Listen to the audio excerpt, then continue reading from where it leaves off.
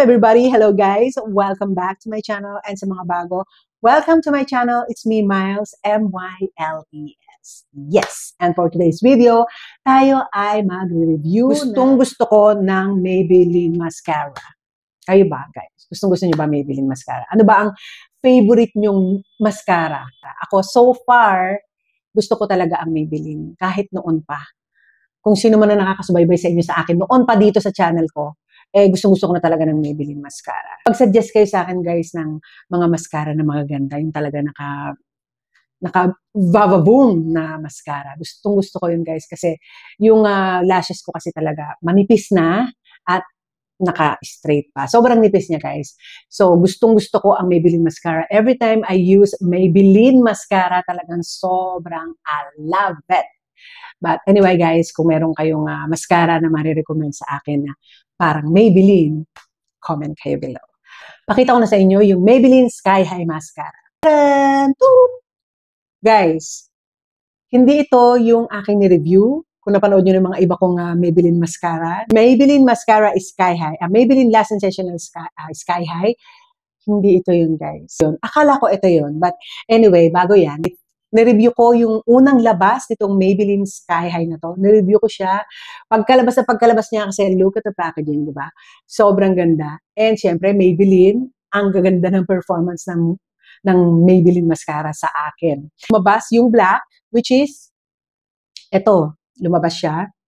Ito yung black. Ito yung, bago natin pag-usapan to, ito yung nireview ko dati.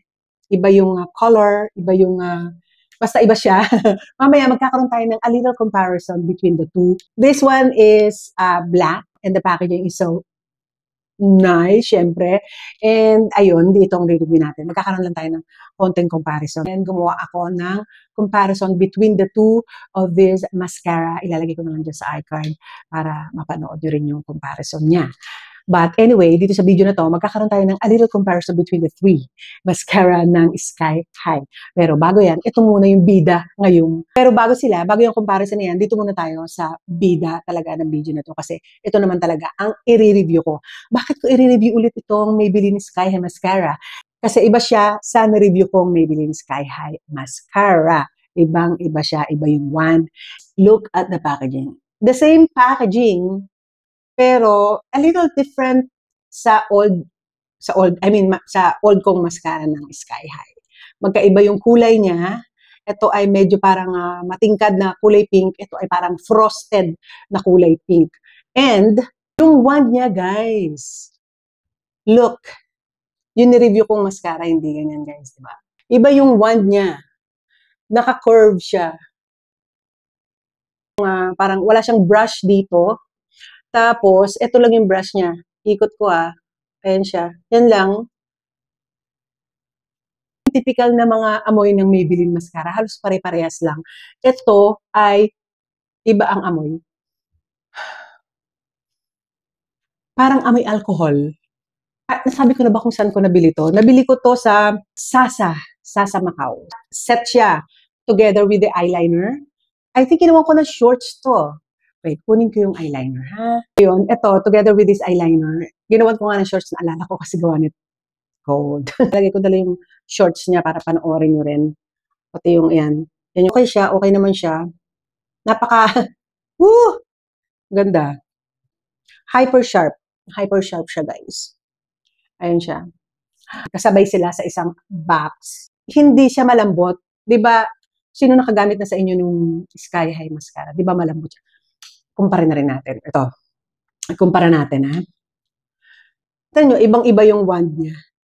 Ibang-iba yung wand. Hindi katulad nitong isa. Oh, ibang-iba. Diba? Ibang-iba, guys. And then, wait, magkamali. Ayun. Ito, hindi matigas, medyo matigas. Ito, nabibend siya. Ito, yung black, halos parehas ng isa, nung old, diba?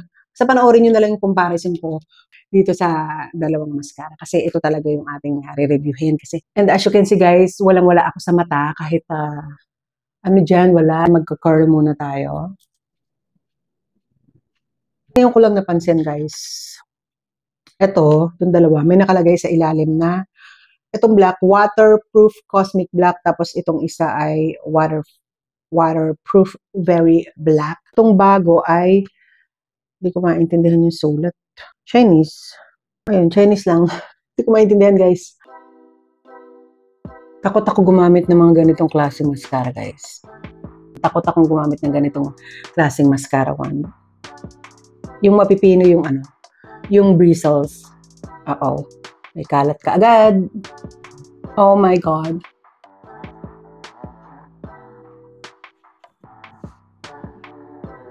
First coat, guys. Masyado ba malapit sa inyo? Sadya ako lumalapit para kita nyo rin, di ba? Yung difference. Yung difference. What? That's what I'm talking about. Second coat.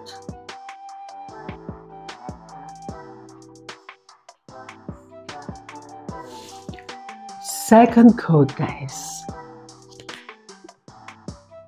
Oh my goodness.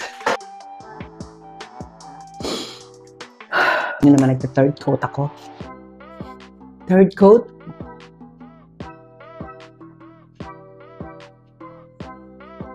Nag-clump na yung dulo. Dapat second coat lang. Nagmukha na siyang spider feet. Nakikita niyo ba? Wow! Ang ganda, di ba? Iba talaga si Maybelline, talagang pinapahanga ako. Mag-suggest naman kayo, guys, sa akin ng ibang brand na mascara. Kung alam nyo na katulad ng Maybelline.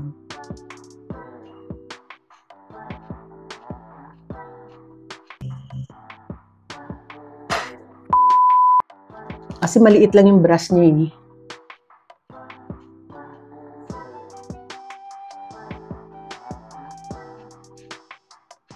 Siyempre, ito third coat natin para even, di ba? Pag third coat, bumabara na siya. Daling matuyo yung kanyang formula.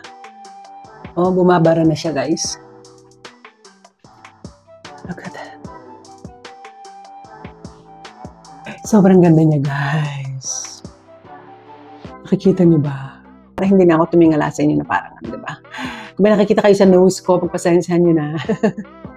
Wait, linisin ko lang yung kalat ko, guys. Wait a minute. Mukhang mahirap matanggal to. Mahirap matanggal sa micellar. Hindi mo may iwasan ng mga kalat. Ano, guys? Hindi siya matanggal. Hindi siya matanggal. But anyway, sobrang ganda niya, guys. Wala tayong ganitong one dito sa Philippines. Pero talagang sobrang nakakapa ng hair ko yung aking mata. Yung lid ko. Nakakapa niya, guys. Sobrang curly niya. Ganda. Okay. Ang dali niya ilagay, i-brush sa baba. Na naman tayo sa kaliwa. Hirap na hirap talaga ang maglagay ng ano dyan eh. 2 coats lang tayo sa baba.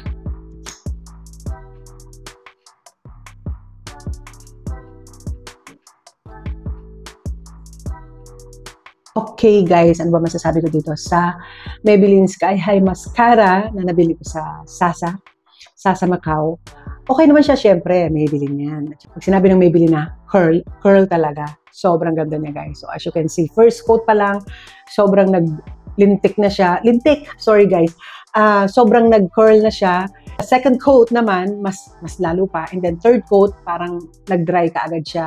Kaya medyo nag-clump yung dulo ng lashes ko dito. Dapat hanggang pangalawa lang siya. Compared sa dalawang to, mas wet yung formula nito kaysa dito sa Sasa na to. Ayan, parang mas wet. Mas wet, yes. Wet formula to kaysa dun sa Sasa.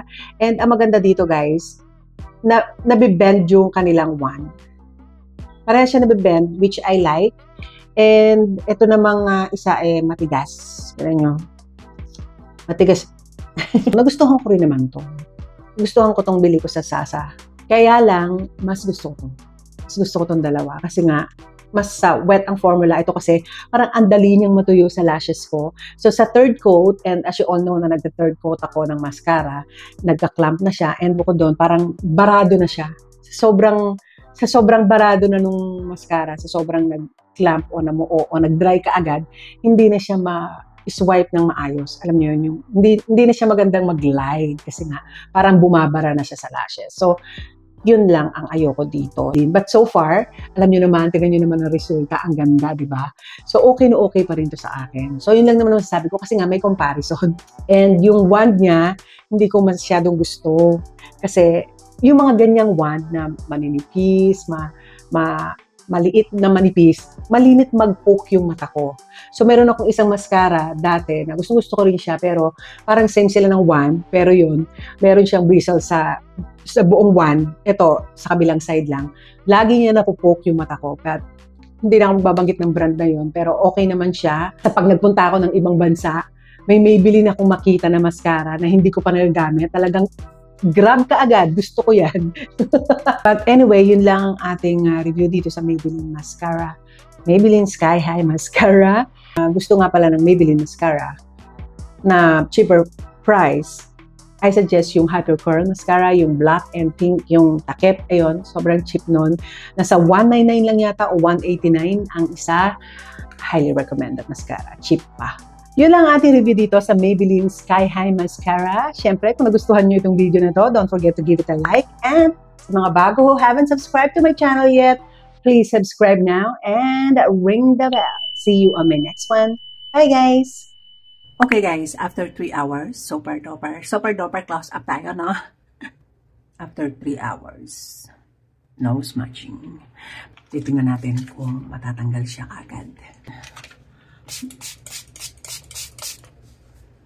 Tulo na yan, tumutulo.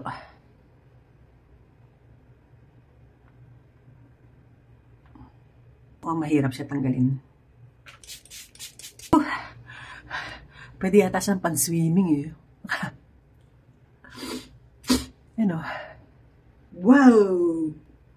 Ang nagkalat lang dyan yung parang pinaka-ano ko, tight line ko. Yun lang nagkalat. Pero yung mascara, wala.